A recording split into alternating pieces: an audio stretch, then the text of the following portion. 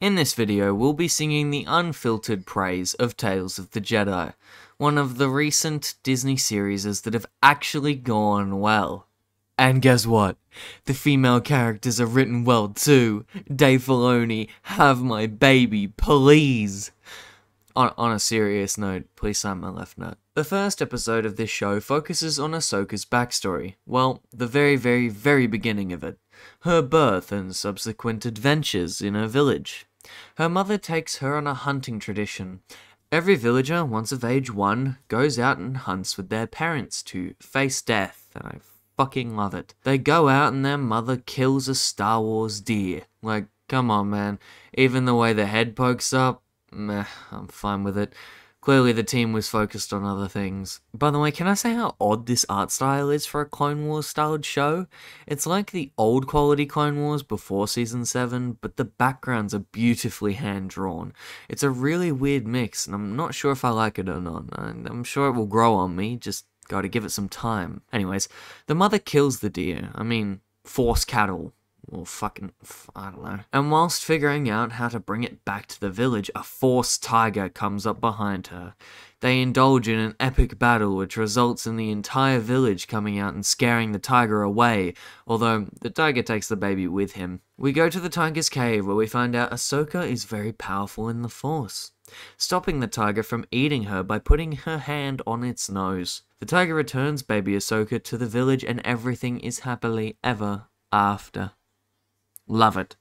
I need more of it. Please. The second episode focuses on young Dooku and his apprentice, Qui-Gon Jinn. Fuck yes. This is so amazing. We've needed this for a long time. A prequel to the prequels, and I fucking love it.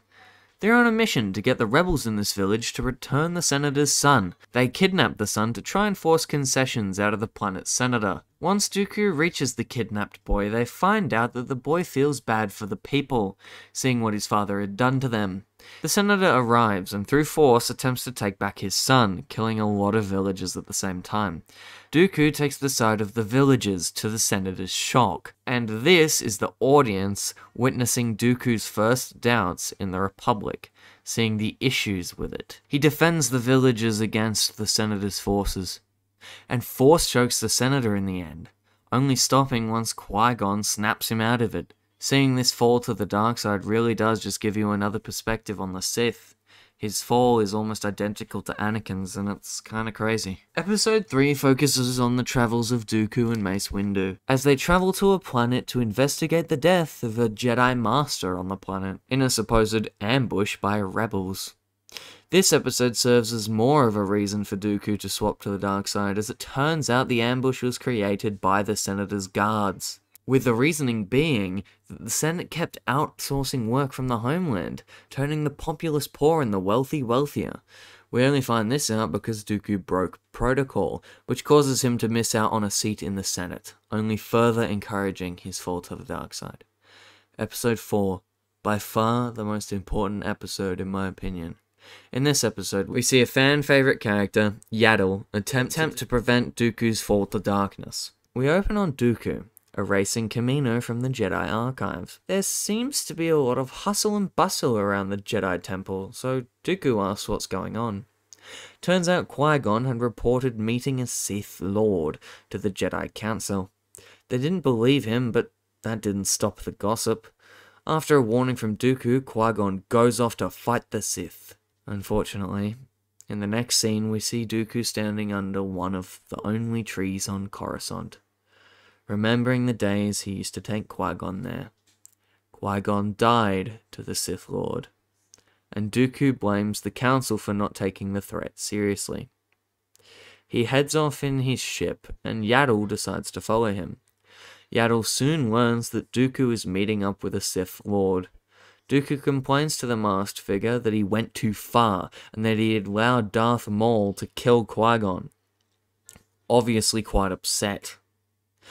Dooku had been working with the Sith the whole time, and Qui-Gon might have just died because of it. The guilt is immeasurable. Yaddle jumps out and tries to convince Dooku to come with her to report the Sith to the Council, and promises he will be forgiven. Dooku is unfortunately not so easily convinced. And the Sith Lord, Darth Sidious, tells Dooku to prove his loyalty by killing Yaddle. An epic fight ensues, with Yaddle eventually losing. It's kind of crazy how close, throughout every single Clone Wars series, we were to preventing Order 66 and the downfall of the Republic. If Yaddle had escaped, it would have been over. If Rex had believed Fives, it would have been over. If Ahsoka didn't leave Anakin, it would have been over. If the Jedi Council believed Anakin the first time, it would have been over. All this, and yet we all know how it went. Order 66 happened and the downfall of the Republic was set into motion, making every scene more emotional because we already know what happens. Episode 5 is about Anakin training Ahsoka, so she can't be killed by a droid. Anakin wishes to show Ahsoka real combat, because droids are predictable, but people are less so. He gets Rex's men to shoot on stun at her to train her.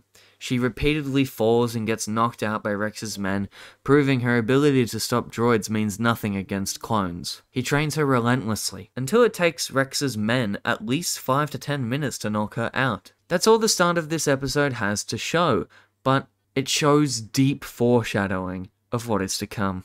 We skip to Order 66, where Rex fakes having captured Ahsoka, reminding the audience of her escape in Season 7 of the Clone Wars, and how all that training is why she survived. Episode 6, the final episode in this series.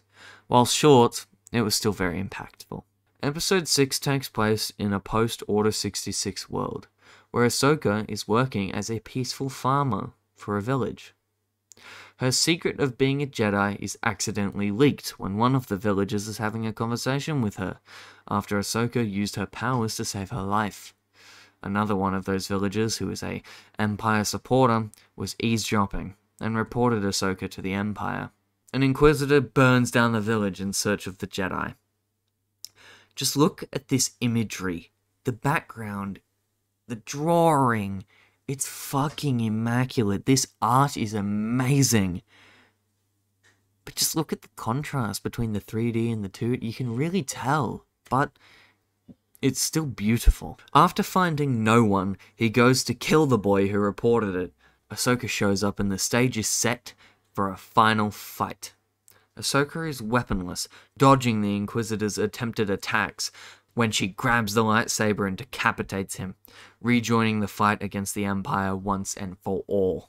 This series is fucking amazing and I can't wait to see more.